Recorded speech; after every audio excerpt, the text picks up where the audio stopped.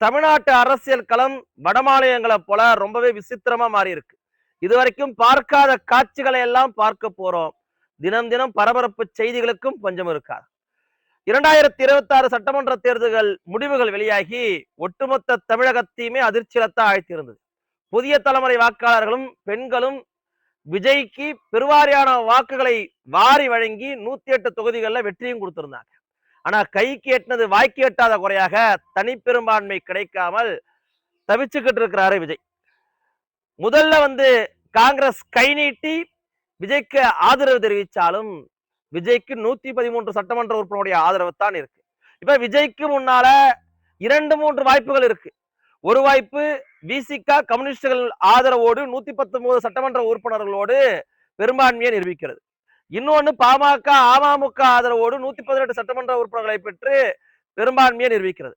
மூன்றாவது அதிமுக கூட்டணி அத்தனை பேருடைய ஆதரவையும் பெற்று 150க்கும் மேற்பட்ட சட்டமன்ற உறுப்பினர்கள் ஆதரவோடு வலுவாக ஆட்சியில் அமர்வது. இப்படி 3 வாய்ப்புகள் விஜய்க்கு முன்னாலேயும் இருந்துகிட்டு தான் இருக்கு. இன்னைக்கு ஆளுநரை போய் சந்திச்சு விஜய் முதலமைச்சராக நாளைக்கு பதவியேற்பதற்கு 113 சட்டமன்ற உறுப்பினர்களோட ஆதரவு கடிதத்தையும் வழங்கிட்டும் வந்திருக்கிறாரு. நாளைக்கு நிகழ்ச்சியும் நடக்க போகுது. 2 வார காலம் அவகாசமும் கேட்டிருக்கிறாரு பெரும்பான்மையை நிரூபிப்பதற்காக. விடுதலை சிறுத்தைகள் கட்சியும் கம்யூனிஸ்டுகளும் தாவ தயாராகிறார்களோ என்கின்ற சந்தேகத்தை எழுப்பக்கூடிய அளவிற்கு அவர்களுடைய பேச்சும் அமைந்திருக்கு. பாமக அமமுக இன்னும் முடிவை அறிவிக்கல. அதிமுகவுக்குள்ளார குழப்ப சூழலையும் இருந்துகிட்டு இருக்கு. சி.வி. சண்முகம், வேலுமணி உள்ளிட்டவர்கள் தாவேகாவிற்கு ஆதரவு அளிக்கணும்னு சொல்வதாக செய்தியை நம்மளால பார்க்கவும் முடியுது. இப்படிக்குதான் இதுவரைக்குமாக தமிழக அரசியல் களம் இருந்துகிட்டு இருக்கு. இதுல இன்னொன்னையும் நாம கவனிக்கணும். பெரும்பான்மையை நிரூபிக்கவில்லை என்றால் அடுத்த 6 மாத காலங்களில் தமிழ்நாட்டில் தேர்தல் நடைபெறும். பெரும்பான்மையை நிரூபிச்சாலும் அடுத்த 6 மாதங்களில் இருந்து 1 வருடத்திற்குள்ளார தேர்தல் வருவதற்கான வாய்ப்பும் தமிழக அரசியல் களத்துல இருந்துகிட்டு இருக்கு. எதிர்க்க திமுக தலைவர் ஸ்டாலின் அவர்கள் தோற்றிருந்தாலும் திமுக 70க்கும் மேற்பட்ட சட்டமன்ற உறுப்பினர்கள் திமுக கூட்டணி கட்சிகள் வெளியேறினாலும் திமுக ஒரு 59 சட்டமன்ற உறுப்பினர்களை வச்சிருக்கிறாங்க. திமுகவை அவ்வளவு சாதாரணமாக இடப்போட்டிட முடியாது. தாவேகா தும்மனா கூட, தாவேகாவுடைய கடைகோடி நிர்வாகி தும்மனா கூட அது ஊடக வளத்தோடு இருக்கக்கூடிய திமுக அதை செய்தியாக்கும். தாவேகாவிற்கு எல்லா விதத்திலும் குடைச்சல் கொடுக்கும். அடுத்த 6 மாத காலம் தாவேகா ஆட்சியில் ஏண்டா இந்த மக்கள் ஓட்டு போட்டாங்க தாவேகாவுக்கு, சின்னபிள்ளத்தனமாக ஆட்சி செய்யறாங்கன்னு மக்களை சிந்திக்க வைக்கிற தூண்டுகின்ற அளவிற்கான இன்ஃபுளுன்ஸ யூடியூபர்கள் மூலமாகவும் ஊடகத்தின் வாயிலாகவும் செய்தி சேனல்கள் மூலமாகவும் திமுக செய்ய முயற்சிக்கும்.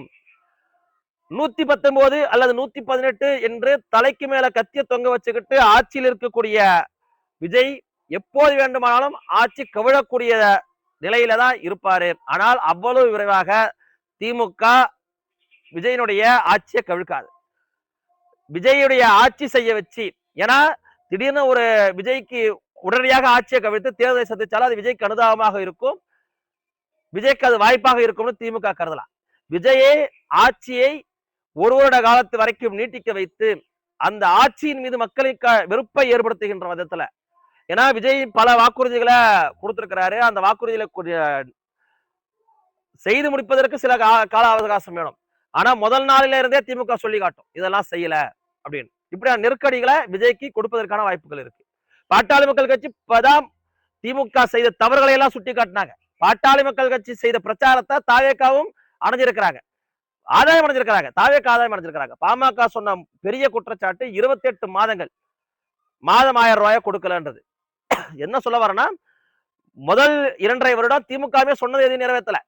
அடுத்த 2.5 வருஷத்துலயும் சொன்னதுல வெறும் 13 விழுக்காடு தான் திமுக நிறைவேற்றுச்சு. அது வேற கதை.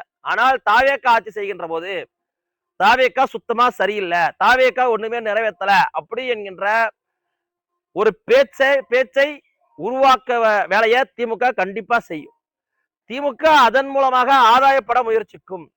தாவேகா ஆட்சி சரியில்லை, இவர்கள்ட்ட ஆட்சியை ஒப்படைச்சது தப்பு, இவர்களுக்கு நிர்வாக திறமை இல்லை அப்படி என்கின்ற பிம்பத்தை உருவாக்க முயற்சிப்பார்கள். இது 1 வருட காலம் வரைக்கும் நீடிக்கும். 118 119 எம்எல்ஏக்கள் இருக்கின்ற போது அப்படியாக நீடிக்கும். அப்போ ஆட்சி காலத்து திமுக தேர்தலை சந்திக்கிறதுக்கான வாய்ப்புகள் இருக்கு. ஒன்று. இன்னொன்னு, திமுகவை எதிர்த்துத்தான் தாவேக்கா இப்படியான ஒரு 108 தொகுதியில வெற்றி பெற்றிருக்கு. அப்ப திமுக இருக்கக்கூடிய கூட்டாளிகளை இணைச்சுக்கிட்டா ஆட்டோமேட்டிக்கா தாவேக்காவும் குற்றவாளி ஆயிடுது இல்ல.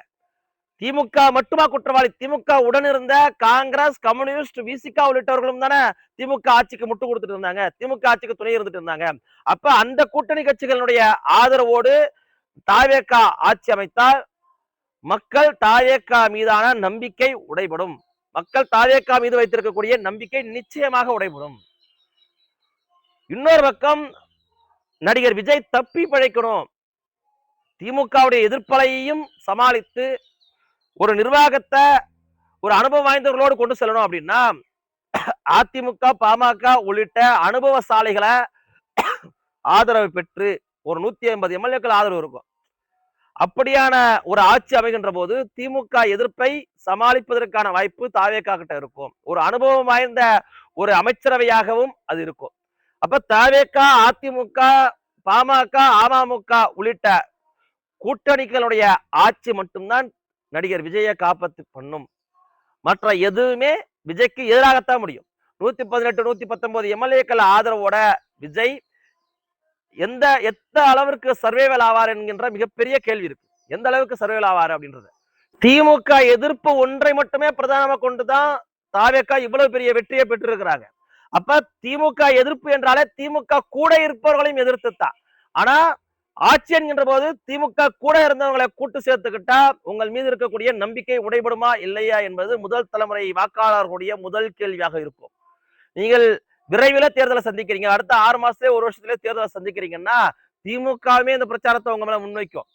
நம்பகத்தன்மை அற்றவர் அப்படி என்கின்ற பிரச்சாரத்தை உங்க மேலேயுமே வைக்கும். காங்கிரஸ், கம்யூனிஸ்ட், விசிக உள்ளிட்டவர்களோடு நீங்கள் கூட்டணி வச்சா அப்ப ஒரு ஆட்சியை, நிலையான ஆட்சியை தரணும். அப்படி இல்லைன்னா விமர்சனங்களை தவிர்க்கணும். அப்படின்னா நடிகர் விஜய், மன்னிக்கவும், தாவேகா தலைவர் விஜய் முதலமைச்சராக நெடுங்காலம் நீடிக்கணும் அப்படின்னா அதிமுக, பாமக, அமமுக கூட்டணியை ஒருங்கிணைத்து ஒரு ஆட்சியை கொடுப்பதுதான் அவருக்கு சரியாகவும் இருக்கும். அதிமுக என்ன முடிவெடுக்கிறார்கள், பாட்டாளி மக்கள் கட்சி என்ன முடிவெடுக்க போகுது, அமமுக என்ன முடிவெடுக்க போகிறது என்பதுல தான் விஜயனுடைய எதிர்காலமே அடங்கி இருக்குது. இதுல இழப்பு அதிமுகவுக்கோ, பாமகவுக்கோ, அமமுகவுக்கோ இல்ல, விஜய்க்கு பெரிய இழப்பு இருக்கு. நீங்க கூட்டி கழிச்சு பார்த்தா அந்த கணக்கு புரியும். திமுக இன்னைக்கே அடிக்க ஆரம்பிச்சிருச்சு. இன்னைக்கே எங்கேயோ ஒரு தாவேக்கா நிர்வாகி தவறு எடுத்திருக்கிறார், ஒரு தாவேக்கா நிர்வாகி குடிச்சிட்டு ஆட்டம் போட்டு இருக்கிறாரு. இன்னையில இருந்தே திமுக உங்களை அடிக்க ஆரம்பிக்கும். உங்களை நிலைக்குலைய செய்து ஆட்சியை கலைத்து தேர்தல் சந்திக்கின்ற போது உங்களால தாக்கு பிடிக்க முடியாது. திமுக கூட கைகோர்த்து இருந்தவர்கள் மீண்டுமே கூட திமுக கூட இணைந்து உங்களை நட்டாத்துல கூட விட்டுட்டு போறதுக்கான வாய்ப்புகள் இருக்கு. எல்லாத்தையும் சிந்தித்து தாவேக்கா முடிவெடுக்கின்ற போதுதான் அவர்கள் அரசியல் களத்துல கொஞ்சம் தெளிவுற்று இருக்கிறார்கள் என்பதை புரிஞ்சுக்க முடியும். இல்லைன்னா நெடுநாட்கள் நீடிக்காத வெற்றியாகத்தான் இந்த தாவேக்காவுடைய வெற்றி மாறி போகக்கூடிய சூழ்நிலை உருவாகும்.